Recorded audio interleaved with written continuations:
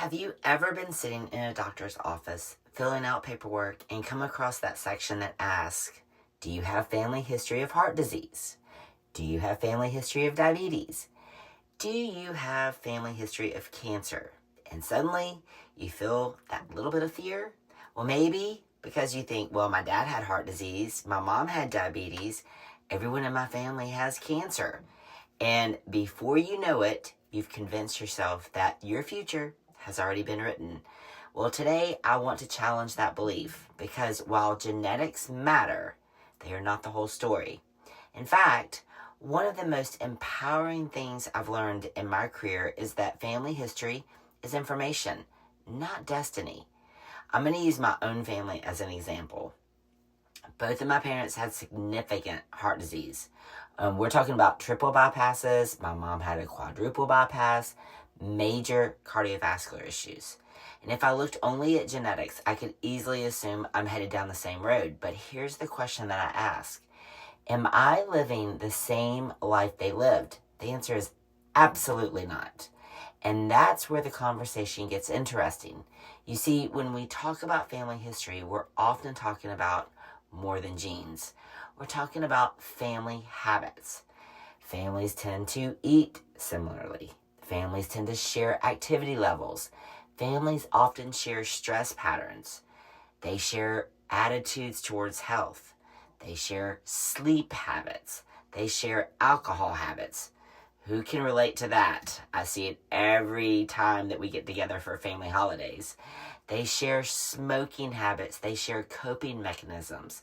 So sometimes what appears to be a genetic disease pattern is actually a lifestyle pattern that has been repeated for generations.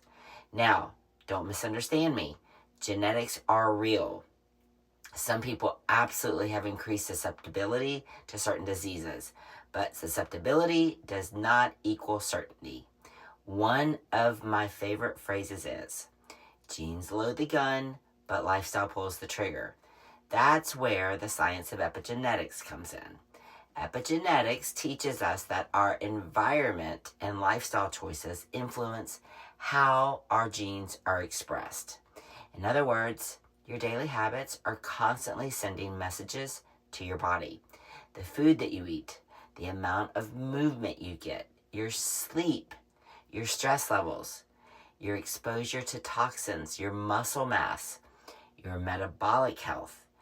All of these factors affect your body's internal environment, and your body responds accordingly. So let's take heart disease, for example. If your parents smoked, which mine did, I'm sure a lot of yours did as well, they ate highly processed foods, that's what I was brought up on, never exercised, were overweight, chronically stressed, and had uncontrolled blood sugar and blood pressure, was it only genetics, or did lifestyle play a major role? The truth is both, but lifestyle is the part that we can control, and that's incredibly good news because too many people use family history as an excuse instead of motivation. I see it absolutely every day, every week. I hear it all the time. Everyone in my family is overweight. I was destined to be overweight. Everyone in my family gets diabetes. I'm going to get diabetes. Everyone in my family has heart disease. I'm destined for a heart attack.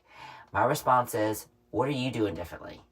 Because if you're repeating the same behaviors, you're increasing the chances of repeating the same outcomes. But if you change the behaviors, you can often change the trajectory. That's why I focus so heavily on prevention. Build the muscle, move your body, eat real food, manage your stress, prioritize sleep, something I'm working on, maintain healthy blood sugar levels, reduce your inflammation, monitor your labs. Remember, you cannot manage what you're not measuring. Pay attention before symptoms show up. Health isn't built in a doctor's office once a year. Health is built every day through the choices we make. I'm choosing to be in the sauna right now. And here's something that I want you to really think about. Many of our parents and grandparents didn't have access to the information that we have today. They weren't learning about metabolic health. They weren't hearing about insulin resistance. They weren't discussing inflammation. They didn't understand. the importance of muscle mass as we age. We are living in the best time right now. We can be healthier than ever. Many of them were doing the best they could with the information they had, but we know more now. We have the ability to get any information we want, and because we know more, we can do better. I don't look at my family history and feel defeated. I look at it and I feel informed. It tells me where I need to pay attention. It tells me where I need to be proactive. It tells me what I should be monitoring. But it does not tell me who I have to become. And that's the message I want to leave you with today. Your family history is a chapter in your story. It's not the entire book. You cannot control the genes you inherited, unfortunately. But you can control many of the choices you make every single day. Choose you. Choose to be healthy. You can choose movement. You can choose strength. You can choose better nutrition. You can choose recovery. This is my recovery today on this Sunday morning. You can choose prevention, and those choices matter more than most people realize. So the next time someone says, "It runs in my family," ask yourself, do the habits run in the family too? I can guarantee you they do. Because sometimes what we inherit most isn't disease, it's behavior. And behavior can change. Your future is not written in stone. Your daily choices are helping write it right now.